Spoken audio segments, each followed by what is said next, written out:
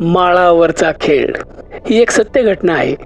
यातला नाशिक पुणे प्रवासात घडलेला प्रसंग आणि मग पुण्यातले इतर सर्व प्रसंग 100% सत्य आहेत.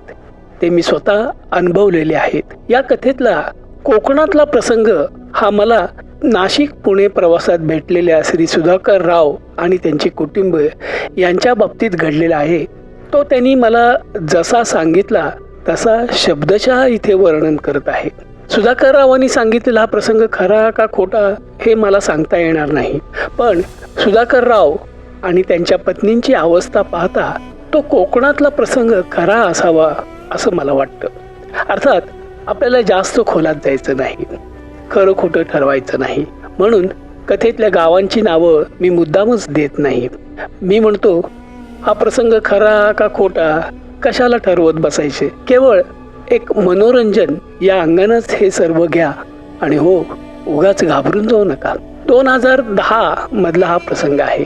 व्यवसायामुळे मला नेहमीच नाशिक पुणे प्रवास करावा लागतो. अशाच एका नाशिक पुणे प्रवासात श्री सुधाकरजी माझ्या शेजारच्या सीटवर होते. सुधाकरजी असतील एक 65च्या आसपासचे, मुंबईचे, सचिवालयात नोकरी करून सेवानिवृत्त झालेले. आधी गिरगाव, मग काही काळ डोंबिवली आणि आता सध्या वास्तव्य पुणे. बाकी सुधाकरजी पेन्शनीत सुद्धा रुबाबात होते. एका वरिष्ठ सनदी अधिकाऱ्याच्या तोंडावर जसा अधिकार पदाचा भाव किंवा माज असतो ना, तो सरकारी नोकरीची झूल उतरल्यानंतरही त्यांच्या चेहऱ्यावर टिकून होता. त्यात नोकरी असताना भक्कम पैसा केला हे त्यांनीच मला डोळे मिचकावत सांगितले. आता बोला, त्या पैशाची चांगलीच तकाकी त्यांच्या चेहऱ्यावर दिसत होती. बाकी देवानं पण पदरात दान अगदी भरभरून टाकले होते. मुलगी आणि जावई अमेरिकेत, मुलगा निरंजन आणि सून प्रणोती दोघेही IT वाले, घरात नातवंड खेळत होते आणि हे सर्व बघायला उत्तम खणखणीत तब्येत. आणखीन काय हवं. बस नाशिकहून निघाली, सिन्नरपर्यंत आली. एव्हाना सगळं स्थिरस्थावर झालं होतं आणि आमच्या गप्पा सुरू झाल्या. तुम्ही कुठले, आम्ही कुठले, अशा चौकशा झाल्या. बोलता बोलता माझ्या तोंडून निघालं की श्री क्षेत्र वेळणेश्वरचे आम्ही गोखले. वेळणेश्वरचं नाव निघताच सुधाकरजी खुश झाले. अरे वा, वेळणेश्वरचे का तुम्ही? आम्ही पण गुहागर जवळ. गप्पा रंगल्या. कोकणाचा विषय असा ना तसा येतच राहिला आणि कसा काय कोण जाणे माझ्या तोंडून त्या गावाचा उल्लेख आला. माझ्या नकळत का होईना मी एक घोडचूक करून बसलो आहे असं नंतर माझ्या लक्षात आलं. मी सुधाकरजींना असंच बोलून गेलो, मागं एकदा त्या गावाचा शोध घेत होतो. बरं, गाव तर असं की टिचकीवर कोणालाच माहिती नाही. बरीच शोधाशोध केली, कुणालाच ते माहीत नाही. शेवटी गुहागर डेपोमधल्या एका ST ड्रायव्हरनं बरोबर ठाव ठिकाणा सांगितला होता आणि तो तुमच्या गावचाच होता. आता आठवलं मला. कोणतं गाव ओळखत होता हो? क्ष? हो, नक्की हो. पण असं का विचारता? त्या गावात तुमचं काय काम होतं? हो, त्या गावात ती एक्स देवी आहे ना, तिची हिरव्या साडीची ओटी भरली की माझं वाक्य पूर्ण व्हायच्या आतच सुधाकरजींच्या चेहऱ्यावरचे भाव क्षणार्धात बदलले. त्यांचा चेहरा ओढला गेला, डोळ्याची बुबळे वर सरकली, सगळे अंग थरथरायला लागले, अंगातनं घामाच्या धारा व्हायला लागल्या, मान वाकडी झाली, दातावर दात वाजायला लागले. यांना असं अचानक काय झालं? कसला अटॅकवर आलं की काय? सुधाकरजी काय झालं? पाणी पाणी पाणी द्या मला लवकर. कसे बसे बळ आणून सुधाकरजी म्हणाले. सीटच्या बास्केटमध्ये बिस्लरी होतीच. एव्हाना बाजूचे 2-3 प्रवासी चौकशी करायला लागले. काय झालं हो, काय झालं? काही नाही हो, जरा यांना अस्वस्थ वाटते. हार्टचं काही आहे का? ते कसं करणार? थांबा जरा. पाणी प्यायल्यावर सुधाकरजींना जराशी हुशार आली. काही नाही, काही नाही, ठीक आहे, मी काही काळजी करू नका.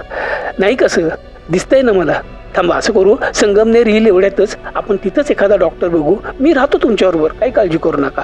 नाही हो गोखले, मला काहीही झालेलं नाही, डॉक्टरकडे जायची गरज नाही. का? कशाला रिस्क घेता? ते काही नाही, आपण संगमनेरला उतरूया, डॉक्टरना भेटू. मी ठीक आहे, मला असा त्रास होतो अधूनमधून, काही करावं लागत नाही. थोडी विश्रांती मिळाली ना की होतो, आपसुकच ठीक होतो. सुधाकरजींना आता तशी हुशारी वाटताना दिसत होती. मी म्हटलं ठीक आहे आता काही बोलू नका, डोळे मिटून स्वस्त राहा, काही त्रास व्हायला लागला तर सांगा लगेच, आपण लगेच काहीतरी करू त्याच्यावरती. हो तसंच करतो. गोखले एक काम कराल का? काय? गाडी दौलत थांबेल ना आता, तेव्हा मला जरा कडक कॉफी आणून द्या. कॉफी घेतली की जरा बरं वाटेल. हा माझा नेहमीचा उपाय आहे.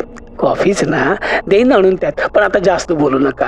हं, डोळे मिटा आणि विश्रांती घ्या. हो हो. दौलतची कॉफी घेतल्यावर सुधाकरजींना एकदम टाकटीक वाटले, पण उगाच पुन्हा त्रास सुरू व्हायला नको म्हणून मीच बोलणं टाळलं. बस शिवाजीनगरला पोचले. सुदैवानं या मधल्या प्रवासात सुधाकरजी ठीक होते, त्यांना कुठलाही नंतर तसा पुन्हा त्रास झाला नाही. मी सुधाकरजींना म्हणालो, मी तुम्हाला घरीपर्यंत सोडतो. अहो कशाला, नका त्रास करून घेऊ, मी आहे एकदम ठीक आहे, आता बरं वाटतंय मला. अहो एवढा त्रास झालेला मी बघितला आहे, मी तुम्हाला असं एकट्यानं जाऊ देणार नाही. तुम्हाला सुखरूप घरी सोडेन, मगच माझ्या कामाचं बघेन. अहो नको, कशाला त्रास घेताय, मी तुमचं काही ऐकणार नाही. मी रिक्षाला हात केला. सुधाकरजींच्या घरी पोचलो. तुम्ही होतात म्हणून बरं झाले हो, सुधाकर काकू म्हणजे सौ सुधाताई बोलल्या. अहो त्यात काय, माणुसकी म्हणून एवढं तरी करायला नको का? अहो ही माणुसकीच आता औषधाला सुद्धा मिळत नाही. पण काकू असं यानं नेहमी होतंच. काकू काही बोलल्याच नाही. काकू काही असू दे, लवकरात लवकर एखाद्या डॉक्टरनं दाखवलं पाहिजे बरं का यानं. त्यावर काकू काही बोलणार इतक्यात सुधाकरजी म्हणाले, अगं काही नाही ग, आमच्या गप्पा चालल्या होत्या, हे पण वेळणेश्वरचेच बरं का. मुंबईत बोलता बोलता त्या एक्स देवीचा विषय निघाला. तुला माहिती आहे पुढं काय झालं असेल ते. सुधाकरजींचं हे बोलणं पूर्ण व्हायच्यात सुधाताईंना पण अगदी तसा त्रास सुरू झाला. चेहऱ्यावरची त्यांचे भाव क्षणात बदलले. चेहरा ओढला गेला, डोळ्याची बुबळे वर सरकली, सगळे अंग थरथरायला लागले, सगळ्या अंगातून घामाच्या धारा व्हायला लागल्या, मान वाकडी झाली, दातावर दात वाजायला लागले. एक्झॅक्टली जसं सुधाकर रावांना झालं तर तसंच आता सुधाताईंच्या बाबतीत झालं. मला काही कळलंच नाही, हा काय प्रकार आहे. आधी बसमध्ये सुधाकरजींना असं अटॅक सदृश्य काहीतरी झाले, सुधाताईंना पण, आणि दोन्ही वेळा त्या एक्स देवीचा विषय निघाला. आता हा काही योगायोग नक्कीच नाही, काहीतरी झोल आहे हे माझ्या लक्षात आले. पण आता विचारायचं कसं? सुधाताई लगेच सावरल्या. काही क्षण असेच गेले. ही शांतता भंग पावली ती दरवाजाच्या बेलने. निरंजन आणि प्रणोती एकत्रच आले. त्यांच्या आगमनानं वातावरणात एकदम बदल झाला. निरंजनने मला एक स्माईल दिली. अंकल आलोच जरा फ्रेश होऊन. सुधाकरजींनी मला खूण करून मगाशी आणि बसमध्ये जे काही घडलं त्याबद्दल काही सांगू नका असे खुणावले. मी दबक्या आवाजात म्हटले, पण का? हा विषय निघाला ना की त्या दोघांनाही पण असाच त्रास होतो. बाप रे सुधाकरजी, सॉरी पण मी विचारायला नको, पण काही अनुवंशिक प्रकार आहे का? नाही हो, जरा वेगळाच, मी नंतर कधीतरी सांगतो, आता हा विषय नको. मी सर्द झालो. आता मला पण तसलं काही होतं की काय अशी भीती उगाच मनाला चाटून गेली. मी ओळखलं काहीतरी विचित्र प्रकार आहे हा, ह्याच्यामागं काहीतरी अघटित आहे, अतर्क्य असं निश्चित काहीतरी आहे. काय प्रकार असावा हे जाणून घ्यायची एक कमालीची उबळ मला आली, पण ती दाबून धरावी लागली. एक शिष्टाचार पाळायचा म्हणून मी तो विषय टाळायचं ठरवलं. निरंजन आणि प्रणोती दोघंही आय टीवाले आणि मीही एकेकाळी आय टीवालाच होतो, त्यामुळे आमच्या गप्पा छान रंगल्या. काकूनी केलेले कर्नाटकी पद्धतीचे दडपे पोहे, मिरगुंड, वरतून फरमास, फिल्टर कॉफी, त्याला दिल एकदम खुश झाला. मी घड्याळाकडे पाहत म्हणालो, सुधाकरजी 8 वाजले, मी येतो आता, आता निघालंच पाहिजे. ओ मिस्टर, असे कसे जाता येईल तुम्हाला? आज रात्रीचं जेवण करूनच जा, कुठं जायचं ते. मलाही आवडले असते सुधाकरजी, पण नेमकी माझी एक डिनर अपॉइंटमेंट आहे 10 वाजताची, ती टाळता येणार नाही. थोडा बिझनेसचा मामला आहे ना, पुन्हा कधीतरी जुळवून आणूया ना हा योग, आता आपली ओळख झालीच आहे. बरं मग आता पुण्यात किती दिवस आहात? उद्याचा गुरुवार आणि परवा शुक्रवार असा माझा एक ट्रेनिंग प्रोग्राम आहे, आणि तो झाला की शुक्रवारी संध्याकाळी नाशिकची बस पकडणार. कॅन्सल, नाशिकची बस कॅन्सल. परवा शुक्रवारी संध्याकाळी तुम्ही आमच्या इथं डिनरला येणार आहात. अहो पण काही ऐकणार नाही, आमचं म्हणणं ऐकायचं. शुक्रवारी संध्याकाळी आमच्याकडे यायचं. निरंजन, परवाच्या दिवशी संध्याकाळी तू यांना पिकअप कर. हां येस डॅड. गोखली ती PPP कंपनी म्हणजे फेज 3 मध्येच ना? हो डन, मी फेज 3 मध्येच आहे, त्याच कॅम्पसमध्ये आहे. आपण एकत्रच येऊ, मी कॉल देतो तुम्हाला. अरे कशाला इतका त्रास? गोखले काही एक बोलायचं नाही, आता बोलू ते एकदम डिनरच्या वेळेला. एकदा का माझं ट्रेनिंग सुरू झालं की मला बाकीचं काही सुचत नाही. मी, माझे स्टुडंट आणि मी शिकवत असलेला विषय या पलीकडे बाकी काही नाही. आत्ताही तसंच झालं. दुसऱ्या दिवशी माझा ट्रेनिंग प्रोग्राम सुरू झाला. मी सुधाकरजींना पार विसरून देखील गेलो. शुक्रवारी सकाळीच निरंजनचा फोन आला. तेव्हा लक्षात आलं आज संध्याकाळी त्यांच्याकडे डिनरला जायचं आहे. शुक्रवारचा माझा ट्रेनिंग प्रोग्राम संपतो ना संपतोच तोच निरंजनचा SMS. गेटवर थांबलो आहे, सिल्वर कलर मारुती बोलेनो. मस्त डिनर झालं. सुद्धा त्यांनी काय बेत केला होता महाराजा. पथ्य पाणी विसरून मी अगदी तोपर्यंत जेवलो.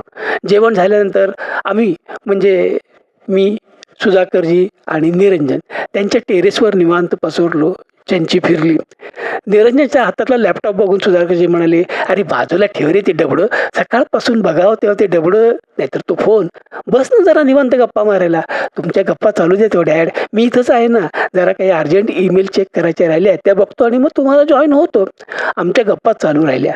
अधूनमधून निरंजन पण एखादी कॉमेंट मारायचा. असं मस्त मजेत चाललं होतं. अचानक सुधाकरजी थोडे गंभीर होत म्हणाले, गोखले तुम्हाला मी सांगतो म्हणालो होतो नाही का. काय आपलं ते हे हो. इकडं सुधाकरजींनी डोळे वर केले, जीभ बाहेर काढली, मान वाकडी केली. माझ्या लक्षात आले की त्या दिवशी घडलेल्या बसमधल्या प्रकाराबद्दलच त्यांना काहीतरी बोलायचे. अरे हो हो अहो नेमकं काय झालं होतं त्याच्यामागे एक मोठी लंबी स्टोरी आहे. सुधाकरजींनी स्टार्ट घेतला. समोरचा लॅपटॉप खटकन बंद करत निरंजन जरा नाखुशीने म्हणाला, डॅड प्लीज नका ना तो विषय काढू. आपल्या सगळ्यांना किती त्रास होतोय माहिती आहे ना. त्रास तर परवाच झाला नाशिकहून बसमध्ये. सुधाला पण झाला त्या संध्याकाळी. आता पुन्हा नाही होणार लगेचच डॅड. आणि हे तुम्ही मला आत्ता सांगताय. अरे तुला कशाला घाबरून सोडायचं बेटा. तुम्हालाही त्रास सुरू झाला तर म्हणून काही बोललो नाही. तरी डॅड प्लीज नका ना हा विषय काढू. अरे काही होत नाही रे. मी गोखले साहेबांना प्रॉमिस करून बसले. बघा डॅड मी वॉर्न करतो. हो रे सुधाकरजी. निरंजन म्हणतोय त्यात पॉईंट आहे. कसलं प्रॉमिस आणि कसलं काय. त्रास होणार असेल तर काही सांगत बसू नका. आपल्याला बोलायला इतरही बरेच विषय आहेतच की. नाही आता विषय निघालाच आहे तर सांगतोच आता. निरंजनने खांदे उडवले आणि समोरच्या लॅपटॉपमध्ये डोके खूप असलं आणि सुधाकरजी सुरू झाले. या उत्कंठावर्धक कथेचा दुसरा भाग लवकरच येत आहे. तेव्हा भाग 2 पाहायला विसरू नका. धन्यवाद आणि शुभेच्छा.